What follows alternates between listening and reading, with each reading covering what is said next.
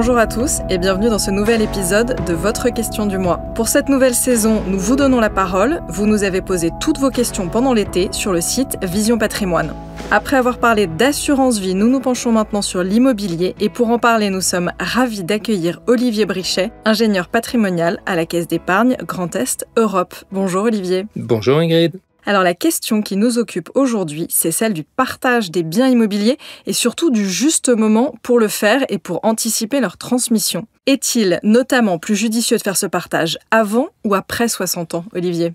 Dans votre question, Ingrid, il y a deux sujets distincts en fait. Il y a un premier sujet qui porte sur la question du partage de son patrimoine de son vivant, entre ses enfants ou ses héritiers, avec des questions du type « à qui vais-je attribuer tel ou tel bien ?» Et il y a un second sujet qui est lié cette fois à l'âge que l'on a au moment où on décide de mettre en place le partage de son patrimoine immobilier. Est-ce qu'il y a un âge limite, un âge clé pour donner son patrimoine ? Effectivement, il y a deux notions différentes ici, mais quels sont surtout les paramètres importants à prendre en compte si on veut justement réaliser un partage ?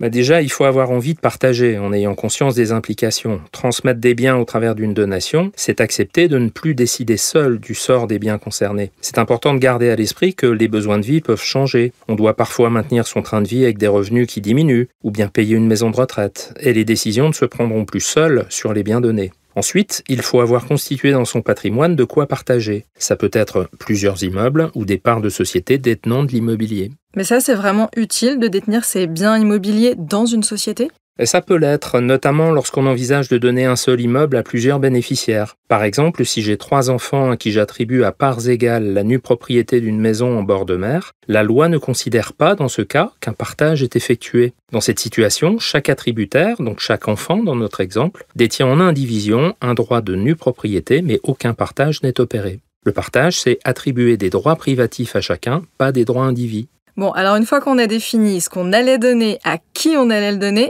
comment est-ce qu'on fait ? On va réaliser une donation en allant voir son notaire. On peut utiliser par exemple la donation simple. C'est la solution juridique la plus facile à mettre en place. L'inconvénient, c'est qu'au moment du décès des donateurs, lorsque le notaire vérifie si la part obligatoire de chacun des héritiers a bien été respectée, les biens transmis sont réévalués. Si l'un des héritiers a reçu un lot qui s'est valorisé par rapport à celui qu'ont reçu les autres héritiers, il devra partager avec eux cet enrichissement. Il y a aussi la donation partage. L'acte de donation prévoit dans un acte unique la donation et la répartition des biens entre les héritiers. En clair, un partage anticipé de son patrimoine pour la succession future. C'est avec la donation partage que la valeur des biens va pouvoir être figée au jour de la donation, ce qui évite des litiges lors du décès sous réserve de respecter certaines conditions, notamment que chaque enfant reçoive un lot et l'accepte. Cette solution, elle est privilégiée dès lors qu'il y a plusieurs enfants parce qu'elle est moins imprévisible. Et quand on parle de société, comme vous le faisiez tout à l'heure, là, ça se passe comment ? On peut aussi donner par exemple des parts de SCI. L'immeuble appartient à la société et ce sont les parts de société qui sont transmises aux enfants. Les parts sont souvent plus faciles à partager qu'une maison, donc ça convient bien aux ménages qui possèdent un patrimoine conséquent ou un seul bien dans la société à répartir entre plusieurs bénéficiaires. Question importante, est-ce que ces donations font l'objet d'avantages fiscaux ? Ces donations sont toutes éligibles aux mêmes avantages fiscaux. Chaque enfant profite d'un abattement de 100 000 € par parent, renouvelable tous les 15 ans. Les donations effectuées envers les petits-enfants bénéficient d'un abattement de 31 865 € et celles consenties aux arrière-petits-enfants de 5 310 €. Alors maintenant qu'on a évoqué tout ça, je vais revenir à ma première question, celle du début.